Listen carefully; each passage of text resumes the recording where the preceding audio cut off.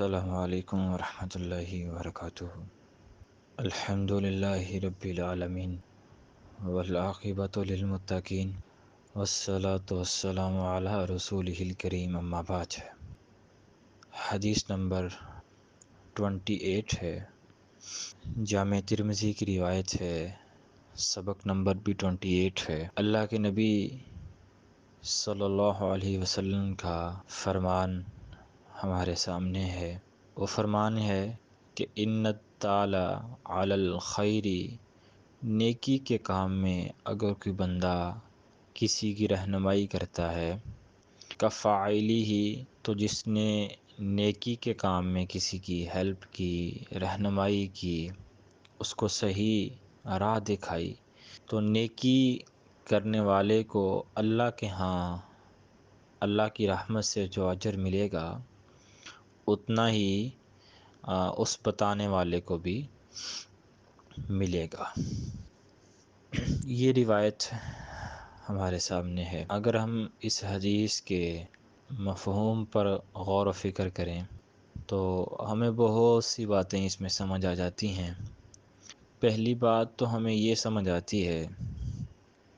کہ امت محمدیہ کا یہ ایک وصف ہے،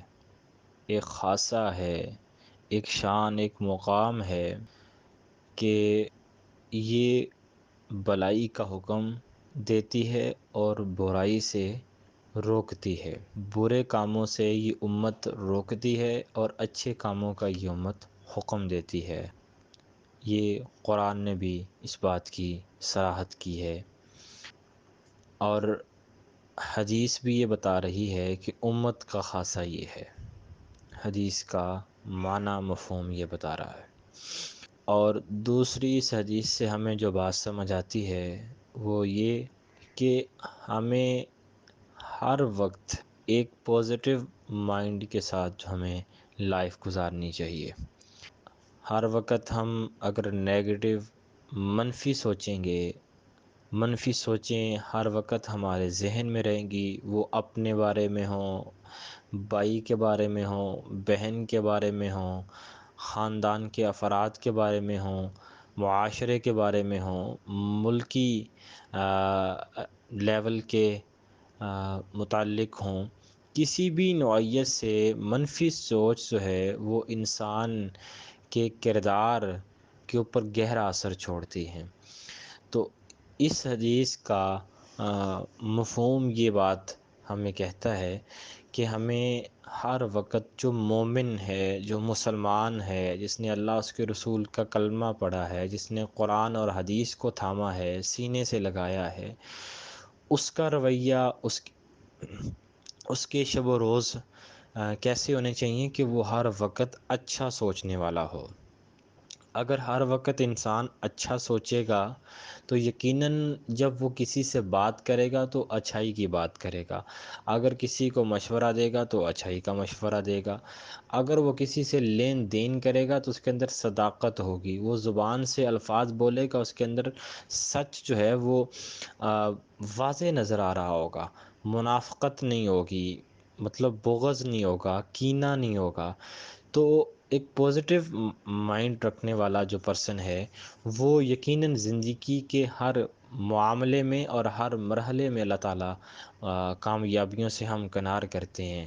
تو حدیث دوسری جو ہمیں فائدہ اس حدیث سے سمجھ آتا ہے کہ ہم نے ہر وقت پازیٹیو مائنڈ رہنا ہے، ہمارے جو سوچیں ہیں وہ مثبت ہونی چاہیے، اس کو ہم یوں بھی کہہ سکتے ہیں حسن ظن ہونا چاہیے۔ قرآن اور حدیث ہمیں حسن ظن کا حکم دیتی ہے۔ اور تیسری بات اس حدیث سے جو سمجھ آتی ہے وہ یہ آتی ہے کہ اگر ہم امت کا ایک خاصہ نیکی کا حکم دینا ہے، اور جو نیکی کا حکم دے رہا ہے تو اللہ تعالیٰ اس کے ساتھ بہت احسن معاملہ کرتے ہیں۔ اللہ تعالیٰ کی عدالت سے، اللہ تعالیٰ کی رحمت سے اس بندے کے ساتھ بڑا ایک عظیم معاملہ ہوتا ہے۔ مثلاً آپ نے کسی کو نماز کا حکم دیا تو اس نے آپ کے کہنے پہ نماز ادا کر لی، تو اب جس نے نماز ادا کی ہے، نماز ادا کرنے والے کو رب کے ہاں جتنا اجر ملے گا اس کی نماز کا، اتنا ہی اجر اس نماز پڑھنے کا کہنے والے انسان کو ملے گا۔ اسی طرح کسی کو روزہ، کسی کو نیکی، کسی کو صدقہ، کسی کو اچھا مشورہ، کسی کو مطلب ہر وہ کام جو نیکی کے زمرے میں آتا ہو، تو وہ کہنے والا کسی کو ترغیب دیتا ہے، کسی کو بتاتا ہے، کسی کو تبلیغ کرتا ہے، کسی کو واعظ و نصیحت کرتا ہے، تو یہ کرنے والے کو رب کے ہاں کا فاعل ہی، کرنے جو کر رہا ہے، جو پریکٹیکل کر رہا ہے، اس بندے جتنا کہنے والے کو، بتانے والے کو اللہ کے ہاں اجر ملے گا۔ اور چوتھی بات ہمیں یہ سمجھ آتی ہے اس حدیث سے کہ ہم نے جو بتانا ہے وہ صحیح ہو، مطلب جو بات ہم نے بتا رہے ہیں کسی کو وہ صحیح ہو، اتھینٹک ہو۔ چونکہ اگر وہ بات اتھینٹک نہیں ہوگی، آپ نے کسی کو کوئی بات کہہ دی، کسی کو کوئی طریقہ بتا دیا، اس نے ویسا ہی کر لیا، اب وہ ویسا جو کر رہا ہے اس کو تو اگر علم نہیں ہے تو وہ تو گناہ گار نہیں ہوگا، لیکن بتانے والے کو پتہ ہے کہ میں جو بتا رہا ہوں یہ اتھینٹک نہیں ہے، مجھے اس کی کنفرمیشن نہیں ہے، تو اس صورت میں پھر یہ بتانے والا جو ہوگا، رہنمائی کرنے والا جو ہوگا، جو رہبر ہوگا، یہ اللہ کے ہاں مجرم ٹھہرے گا۔ تو اس حدیث سے ہمیں یہ بات سمجھ آتی ہے کہ امت کا اگر خاصہ نیکی کا حکم دینا ہے تو امت کا ایک خاصہ یہ بھی ہونا چاہیے کہ وہ جس کام کا حکم دے وہ کتاب اللہ اور سنت رسول سے ثابت ہو، اس کے اندر وہ چیزیں ہوں، اس کے اوپر قرآن کی اسٹیمپ ہو، اس کے اوپر حدیث کی اسٹیمپ ہو، اور جس کام پہ نیکی وہی نیکی ہے جو قرآن نے بتائی ہے، نیکی وہی نیکی ہے جو حدیث نے بتائی ہے، اور گناہ وہی گناہ ہے جو قرآن نے بتایا اور جو حدیث نے بتایا۔ تو قرآن نے حلت، حرمت، جائز ناجائز، گناہ اور نیکی، ان تمام کے امتیازات کو واضح کر دیا ہے۔ تو اس لیے ہمیں وہ بات بتانی چاہیے جو بات اتھینٹک ہو، تاکہ جب وہ بندہ کرے اور جو اجر اس کو اللہ کے ہاں ملے، ہمیں اتنا ہی اجر بتانے کا مل جائے۔ تو اگر ہم بتائیں گے ہی غلط، ہم چیزیں ہی وہ شیئر کریں گے، وہ انفارمیشن دیں گے جو صحیح نہیں ہے، تو پھر ہم ایک وقت بھی ضائع ہوگا، بلکہ الٹا ہمیں جو ہے وہ ہم گناہ کے زمرے میں جائیں گے۔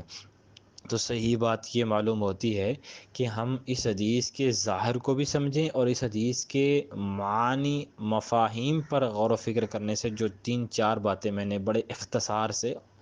باتیں اور بھی اس کے اندر بہت سی ہیں لیکن طوالت کی وجہ سے اختصار کیا ہے، تو یہ 2-4 باتیں ہمیں سمجھ آتی ہیں، ہم اس کے مطابق اپنی لائف کو گزاریں۔ اللہ ہمیں عمل کی توفیق عطا فرمائے۔